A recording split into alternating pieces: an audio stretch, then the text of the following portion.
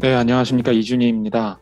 오늘 앞에 변호사님들께서 매우 자세히 발표를 해주시고 또 앞서 토론자로 나서주신 권혁 교수님께서도 그 내용을 상세하게 한 번씩 다시 짚어주셨기 때문에 저는 오늘 발제로 말씀해주신 내용들 중에서 제 나름대로 중요하다고 생각되는 쟁점들의 순서대로 실무적인 관점에서 저희 견해와 전망을 조금씩 첨언해 드리는 것으로 토론에 대신하도록 하겠습니다.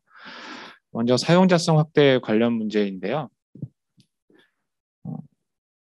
사업 이전 시에 근로관계 포괄적 승계 의무화, 권혁 교수님께서 바로 요 앞에 말씀 주셨고, 정대원 변호사님께서 자세히 설명을 해주셨는데, 이게 작년에 대법원에서 고용승계 기대권이라는 말이 나왔습니다. 처음에 고용승계 기대권이라는 용어를 접했을 때 이게 이전에도 존재했었는가라는 의문 때문에 판례들을 이 키워드로 계속 검색을 했던 기억이 납니다. 고용승계 기대권이라는 말이 우리가 기간제 근로에 있어서 갱신기대권이라는 표현 때문에 좀 익숙한 듯도 하지만 고용승계 기대권은 앞서도 말씀 주셨듯이 우리나라에서 굉장히 생소한 개념이고 잘 맞지 않는 개념인 것 같습니다. 하지만 기간제 근로자에 있어서의 계약갱신 기대권의 경우와도 비교해보면 요건이나 개념이 더 불명확한 채로 대법원에서 이 개념이 인정이 되었고 이게 앞서 자주 얘기가 됐던 송옥주 의원께서 대표 발의하신 사업 이전에서의 근로자 보호 등에 관한 법률안 지금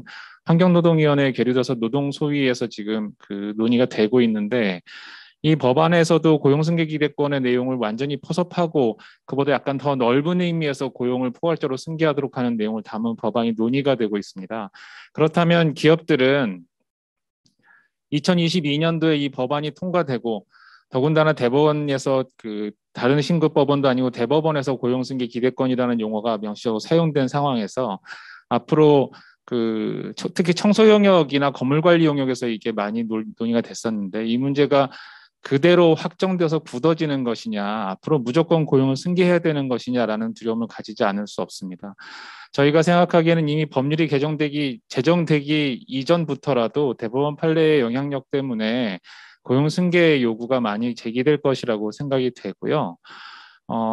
업계에서는 기존에도 해왔으니까 괜찮아라는 시각이 있는 것도 사실입니다. 특히 건물 관리 및 청소 용역 업계 같은 데서는 앞서 나왔듯이 용역 시방서나 아니면 여러 가지 계약서에서 이전 용역업체에 소속되어 있던 근로자들의 고용을 승계하도록 하는 계약서의 문구가 거의 관행처럼 들어가 있습니다. 10년, 20년씩 청소를 하시는 분들이 계시는데 그렇기 때문에 별로 큰 영향이 없다라는 시각이 분명히 있습니다. 이것은 작은 회사만 그런 것이 아니라 일부 큰 회사에서도 건물 관리를 업으로 하는 회사에서는 그런 시각을 갖고 있기도 한데 반면 업종에 따라서는 제조업이라든가 서비스업, 최근 IT 업종에서도 자유로운 인력 운용을 저해하기 때문에 굉장히 곤란하다라는 반대 입장을 분명히 하는 업체들이 있고 이게 우리가 기존에 해왔으니까 괜찮다라는 시각이 분명히 있긴 하지만 전체적으로 보면 필요에 의해서 그렇게 해왔던 것이랑 그것을 법률로 강제하는 것이랑은 전혀 무게도 다르고 다가오는 것도 다르기 때문에 이 포괄 승계를 의무화한다는 것은 굉장히 큰 문제가 있다고 생각을 합니다. 이 포괄 승계가 의무화가 되면 이미 그 시장에 들어가 있는 근로자들은 그 시장에서 직업 안정성을 확보할 수 있게 되지만 새로운 사람들은 그 시장에 들어갈 수가 없게 됩니다.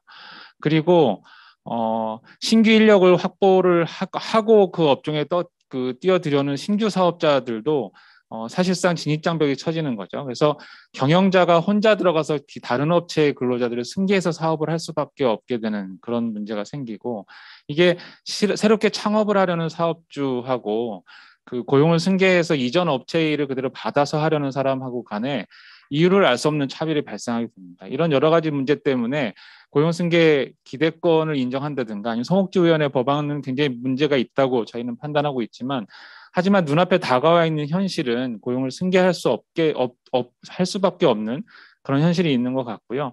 이 판결문의 내용을 자세히 보면 용역 시방서나 계약서에서 이전 용역업체의 근로자들을 모두 승계하라라는 문구가 들어있는 것 이외에는 명시적으로 기업들이 포괄 승계를 부인하기 위해서 할 수 있는 어떤 수단을 할 수 있는 요건은 들어있지 않은 것 같습니다. 그래서 앞으로 포괄 승계를 원치 않는 업종 같은 경우에는 용역 시방서나 이런 것에서 사전에 용역 그 근로자들을 모두 다 승계하도록 하는 그 문구를 계약서에서 지우는 방안 밖에는 기업들의 대응 방안이 현재로서는 없는 것 같고요.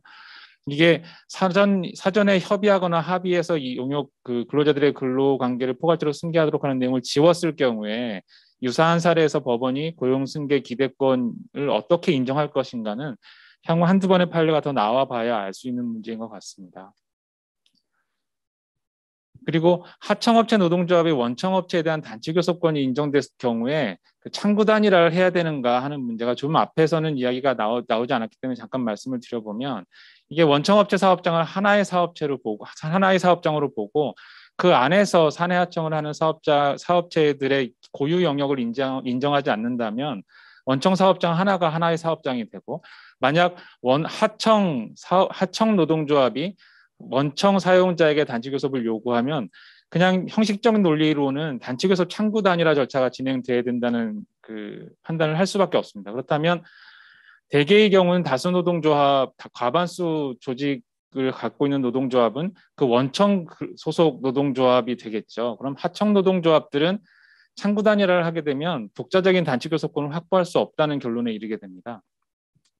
반대로 원청 사업장 내 하청 사업자들이 독자적인 영역을 갖고 있고 별개의 사업장을 갖고 있다고 관념하게 되면 단체교섭을 요구했을 때 원청 노동조합과 함께 창구 단일화를 할 필요는 없다는 결론에 이르게 됩니다. 그러면 어느 쪽이 기업에 유리하고 어느 쪽이 하청 노조에게 유리할 것인가? 이것은 양날의 검과도 같은 것 같습니다. 이게 하나의 사업장, 원청 사업장을 하나의 사업장으로 관념한다고 하면 그 창구 단일화를 해야 되기 때문에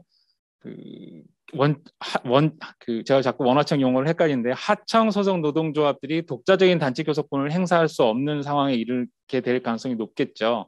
그렇다면 원청 사업장을 고유한 하나의 덩어리 사업장으로 보고 거기에 들어와서 일을 하는 하청 소속 근로자들도 원청의 사업장 영역에서 일을 한다고 관념하는 것이 관념하게 되는 게 낫겠다라고 보는 시각이 있을 수도 있는데, 왜냐하면 하청 노동자들이 독자적인 단체교섭권을 확보하지 못하고 원청 노동자의 단체교섭권을 갖고 간다고 보면 기업들은 그렇게 판단할 수도 있겠죠. 하지만 이렇게 판단할 경우에 원청의 사업장 지배력이 강하다고 보게 되어서 불법 파견 판단에서 조금 더 다른 뉘앙스를 가질 수도 있게 되는 문제가 생깁니다. 그래서 제가 양날의 검이라고 말씀을 드렸고, 이렇게 하나의 사업장으로 봐서 창구 단위를 하라고 했을 경우에 최근의 교섭단위 분리 관행을 보면 하청 소속 노동조합들이 교섭 관행이나 고용 형태를 보았을 때 별도의 교섭 단위를 이루는 게 좋겠다라는 노동위원회 판단이 나올 가능성도 있을 것 같습니다. 그리고 반대로 하나의 사업장이 아니라고 보면 하청 노동조합이 독자적인 단체 교섭권을 확보할 가능성이 높아져서 노동조합에게 유리해질 것도 같지만, 그렇게 되면 또 불법 파견 인정에 있어서 원청 사업자의 지배력이 약간 약화되는 모습을 보일 수도 있기 때문에 어느 쪽이 노동계에 유리하고 어느 쪽이 사용자에게 유리할 것인가는 이리적으로, 그러니까 한마디로 판단하기는 좀 어려운 부분이 있는 것 같습니다. 그리고 부당노동의 주체로서의 사용자와 단체교섭 주체로서의 사용자가 같은가, 이건 뭐 어느 정도 정리가 되어 있는 것 같은데, 중노위에서 CJ 대한통운 판정이 나오면서 여기에 대한 논의가 촉발됐었죠. 여기에서 대해서는 단체교섭 거부 부당노동행위, 혜택 부당노동행위하고 불이익 취급의 부당노동행위 주체인 경우에는 단체교섭 상대방 지위와 같지만 나머지 여타 부당노동행위 유형에 있어서는 같다고 보기 어렵다라고 보는 게 옳은 것 같고, 여기에 대해서는 별다른 논란이 있을 것 같지는 않은데 향후 여기에 대한 노동위원회 판정들이 어떻게 나오는지는 좀 2022년도에 주목해서 볼 필요가 있을 것 같습니다. 쟁행위 관련해서 하나의 사업 또는 사업장의 범위와 역시 관련된 문제인데, 하청업체 파업 시에 원청에서 대체 근로를 투입할 가능성이 있을 것인가, 이것도 CJ 대한통운 사건에서 논의가 됐고 앞서도 설명이 있었지만 이것도 양날의 검과 같다고 볼 수 있을 것 같습니다. 이게 관련이 있는 사업장으로 볼 것인가 아니냐의 문제로 볼 수 있고, 이게 원청의 사업장 지배력으로 볼 수 있고, 그래서 이게 관련 있는 사업장이라고 봐서 원청이 자기 근로자를 투입하는 것이 관계자를 투입하는 것이기 때문에 괜찮다라고 보는 게 유리하냐, 이것도 불법 파견과 그 문제와 엮이게 되면 약간 엇나가는 부분들이 있어서 주의할 부분이 있을 것 같습니다. 자세히 설명하지 않고 넘어가도록 하겠습니다. 이거 판결에 나와 있는 내용들인데 앞서 다 설명됐기 때문에 넘어가도록 하고요. 여기에서 구쪽인데요.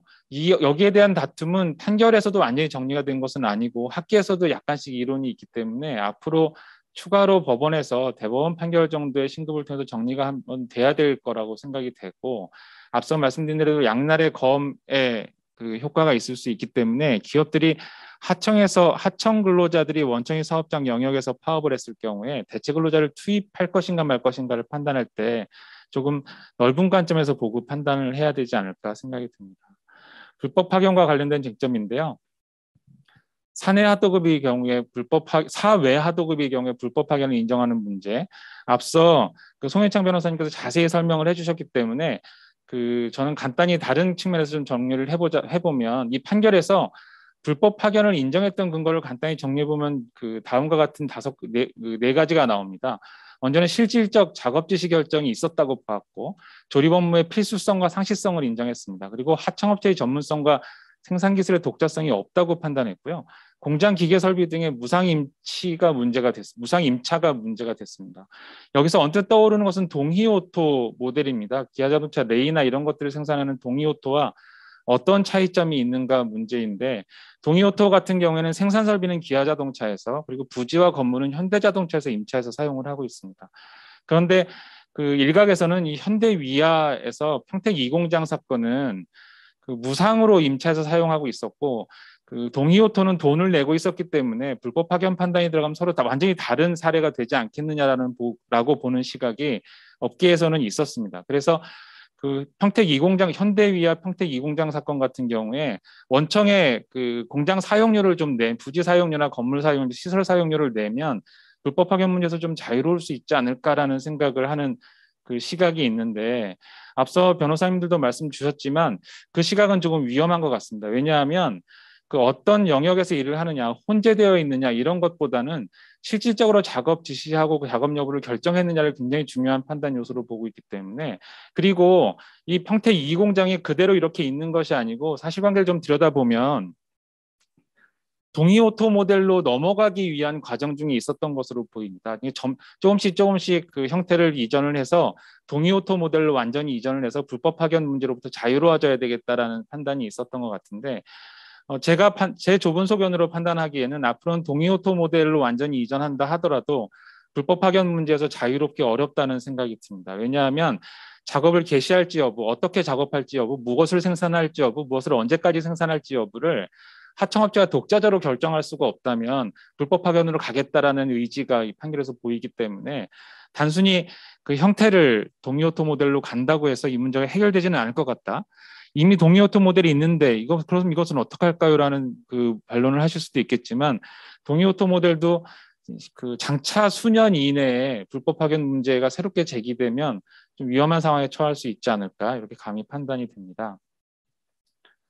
전망을 보면 제가 방금 드렸던 말씀을 간단히 써놨습니다. 그래서 별다르게 더 드릴 말씀은 없을 것 같은데, 요거는 넘어가고 MES 문제를 말씀을 안 드렸군요. MES 문제는 제가 왜 말씀을 드리냐면, 이게 평택 2공장 사건 같은 경우에 업무를 어떻게 할지를 원청이 전산 입력을 하면 이게 평택 2공장 관리 시스템 모니터에 보이게 되고, 그것을 보고 작업자들이 작업을 했습니다. 얼마 전에 제철 회사들에서 MES 시스템이 굉장히 큰 문제가 됐고, MES 시스템이 나오기 전에는 작업 시방서나 작업을 요구하는 여러 가지 이렇게 그날그날의 쪽지들이 많이 문제가 됐었어요. 그래서 작업을 요구하는 요구서들을, 작업 지시서들의 작성 주체를 누구로 할 것인가. 그래서 작업 지시서 밑에 작성 주체 회사 로고를 하청회사 로고로 입력을 하기도 하고, MES 시스템에서 활용하는 단말기의 소유 주체를 하청으로 바꾸기도 하고, 원청이 판매하는 형식 또는 증여하는 형식으로 해가지고 하청 장비야 이렇게 하기도 했지만, 최근에 와서 현대위아 사건에서 판단을 해보면 이 단말기가 누구의 소유이냐, 아니면 작업 지시서에 새겨져 있는 로고가 누구의 것이냐는 이제는 중요하지 않다고 보는 것 같습니다. 지금 과연 그래라는 말씀에 확답을 드리긴 어렵지만, 장차 지금의 흐름을 이어가면 작업 지시서에 새겨져 있는 로고, 작성 주체, 그리고 거기에 사용되는 전산 시스템이나 단말기의 소유자 같은 것들이 더 이상 문제가 되지 않는 것 같고, 그 내용을 누가 어떻게 결정하고 어떻게 입력하느냐가 문제가 되는 것 같습니다. 이게 작업 지시권이 누구에게 있는가의 문제로 결부가 되는 것 같고요.